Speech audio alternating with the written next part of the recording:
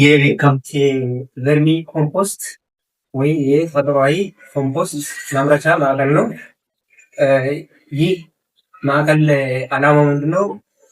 ትምህርት ቤት የትምህርትና የሳይንሳዊ ትምህርት መስጫና የጥናት እንዲሁም የተግባር መምረቻ ተቋም ናቸው። ከዚህ ዓላማ አንጻር ተማሪዎች በአዲሱ ስርዓት በ10ኛ ክፍል ባዮሎጂ እና በ12ኛ ክፍል ባዮሎጂ ውስጥ ስለ ቨርሚ ኮምፖስት ይማራሉ።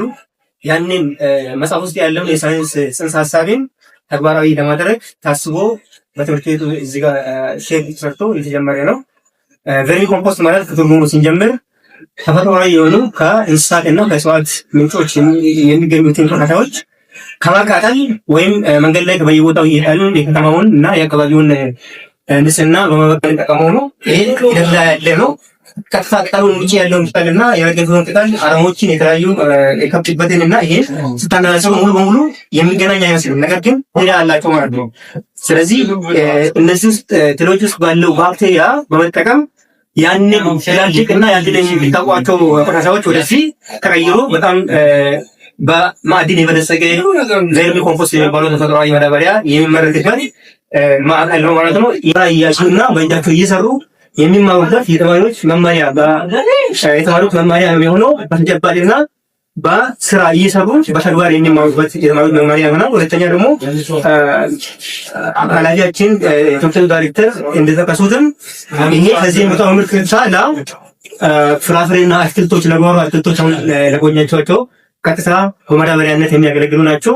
ምርቱ ቀጥታ ለግብርናው ይውላል ማለት ነው። ስለዚህ ትምህርት ቤቱ ግብርና የአትክልትና ፍራፍሬ ማምረቻ ግብርና የሚውል ይሆናል። ሌላ ከዚህ በተለይ ደግሞ ወደፊት ዓላማችን ምንድን ነው? ይህ አንድ አካባቢውን ጽዳት እነዚህን ቆሻሻዎች ብናቃጥል አካባቢውን መበከል የሰው ጤና ማጉዳት ነው የሚሆነው። ያ ከሚሆን ወደ ምርት ቀይረን እነዚያ ቆሻሻዎች ምርታማነትን እንዲያሳድጉ እየተጠቀምንበት ነው። ከዚህ ደግሞ ሰፋ እያለ ሄዶ በተለያዩ ትምህርት ቤቶች ይህ ተሞክሮ በደንብ ተስፋፍቶ ማህበረሰቡን ውስጥ በከተማው ደረጃ ስራ አጥ ተመርቆ ቁጭ ያሉ ስራ አጥ ወጣቶች አሉ። እነዚህ ወጣቶች ሰልጥነው ይህንን የተለያዩ የአመራር አካላት በደረጃ ተደራጅቶ ይህንን በማስፋትና ተሞክሮን በማስፋት የስራ ዕድልን ለመፍጠርና ለገበያ ለማቅረብ እቅድ አለን ማለት ነው። ቀጣይ እቅዳችን ይሄ ነው። ይህ ስራ በነገራችን ላይ ሁለት ዘርፍ አለው። በፊት እንደተጠቀሰው አንደኛ ኮምፖስቱን ማምረትና ኮምፖስቱ ቀጥታ ለማዳበሪያነት መገልገል አንደኛ ዓላማው ሲሆን፣ ሁለተኛው ደግሞ እነዚህ ለመበስበስ ለማዘጋጀት የምንጠቀማቸው ባክቴሪያዎች አሉ። ባክቴሪያዎቹ በውስጡ የሚገኙትን ትል በሳይንስ መጠሪያው ኢሲኒያ ፌቲዳ ተብሎ ይጠራል። ዝርያው ማለት ነው። የትሉ ዝርያ ኢሲኒያ ፌቲዳ